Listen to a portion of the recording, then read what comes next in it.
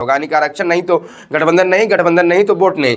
आरा, खगड़िया, मुजफ्फरपुर, कटिहार और एक सीट झारखंड। लोकसभा चुनाव का तैयारियां जोरों शोरों से हैं। कोई पार्टी सीट बांटने में लगे हुए हैं तो कोई पार्टी सीट चुनने में लगे हुए हैं। कोई प्रत्याशी को चयन कर रहे हैं तो कोई प्रत्याशी को सिंबल दे रहे हैं। लेकिन इन सबों के बीच जो एक नाम पूरा चर्चा में बिहार में बना हुआ है वह मुकेश सहनी है, जो कि वीआईपी पार्टी के सुप्रीमो, सन ऑफ मल्हा कहे जाने वाले, निषाद के नेता कहे जाने वाले मुकेश सहनी है। चर्चा में बनने का विषय यह है कि वह अभी तक लोकसभा चुनाव लड़ने का ऐलान नहीं किया है और किन पार्टी के साथ जाकर चुनाव लड़ते हैं, किस गठबंधन में जाकर यह चुनाव लड़ते हैं, इसका अभी तक ऐलान नहीं किया। हालांकि सूत्रों के हवाले से यह खबर निकल कर आ रही थी कि मुकेश सहनी को एनडीए महागठबंधन से, यानी कि एनडीए महागठबंधन से एक आध सीट मिल सकता है, लेकिन वहां बात बनता नहीं दिखा।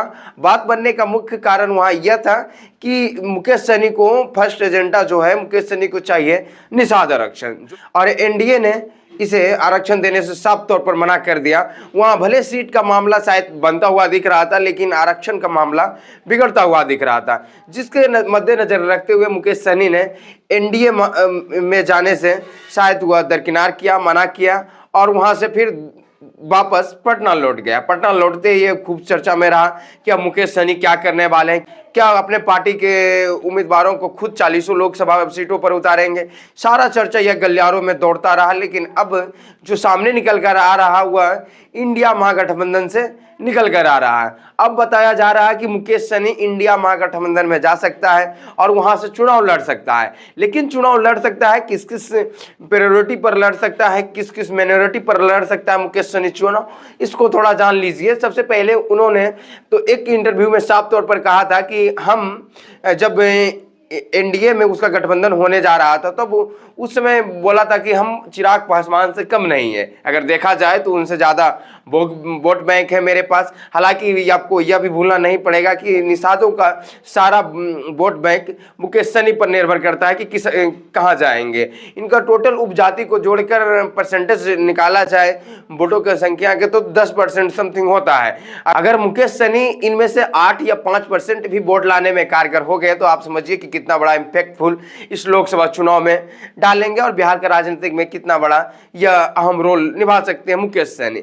मुकेश सहनी ने दावा किया था कि हमें चिराग से कम सीट तो बिल्कुल भी नहीं मिलना चाहिए, अगर उसे 5 सीट मिलता है तो हमें भी 5 से 6 सीट मिलना चाहिए एनडीए में। लेकिन एनडीए में इसका कोई बात नहीं सुना और वहां बात बिगड़ा और वहां से भागा लालू यादव के शरण में आए। अब यहाँ आने के बाद शायद बात बनता हुआ दिख रहा है और यह खबर निकल कर आ रहा है कि मुकेश सहनी को 5 सीट देने की उम्मीद जताई जा रही है। हालांकि अभी एक खबर निकल कर आ रही है कि मुकेश सहनी के अभी भी इंडिया महागठबंधन से 1 सीट देने की बात चल रही है, लेकिन कुछ खबरों को देखें तो 5 सीटों की बात की जा रही है। जो 5 सीट है कुछ इस तरह के सीट है, जो कि पहले इस पर भी एक नज़र डाल लीजिए ताकि आपको भी लगे कि संभव है या नहीं। आरा, खगड़िया, मुजफ्फरपुर, कटिहार और एक सीट झारखंड से चतरा है, जो कि शायद मुकेश सहनी को यह 5 सीट दिया जा सकता है और यह 24 घंटा का टाइम भी लिया है मुकेश सहनी ने लालू यादव से। अब यह 24 घंटा यानी कि 24 घंटा में से आप इतना मानिए कि 12 घंटा बीत चुका है। अब इस 12 घंटा में इंस्टेंटली इसे डिसीजन लेना पड़ेगा कि मुकेश सहनी आखिर क्या करने वाला है। क्या यह 5 सीटों मुकेश सहनी के खाते में जाएंगे या 1 सीट उसे दिया जाएगा, यह तो देखने के विषय है और यह कुछ घंटों में यह साफ हो जाएगा कि मुकेश सहनी आखिर जाने वाला कहाँ है, करने वाला क्या है। मुकेश सहनी के लिए चुनावी जो मुख्य एजेंडा है, जो कि अपने समाज में जिस तरह से गंगा जल बांटकर कस्में खिलाए थे निषादों को, अपने समाज के लोगों को, कि जहां गठबंधन वहीं होगा जहां कि हमारा आरक्षण का बात होगा, यानी कि आरक्षण नहीं तो गठबंधन नहीं, गठबंधन नहीं तो वोट नहीं, शायद इस तरह से कुछ उसका नारा था। इसी नारा को लेकर उसका जो मेन सबसे फर्स्ट एजेंडा रहा वह निषाद आरक्षण है, जो कि निषाद का गद्दावर नेता माना जाता है और इसे अपने आप पर यह भरोसा है कि हम बिहार में किसी भी दल में जाएं तो उसे जिताने का जिम्मेवार मेरे ऊपर होता है।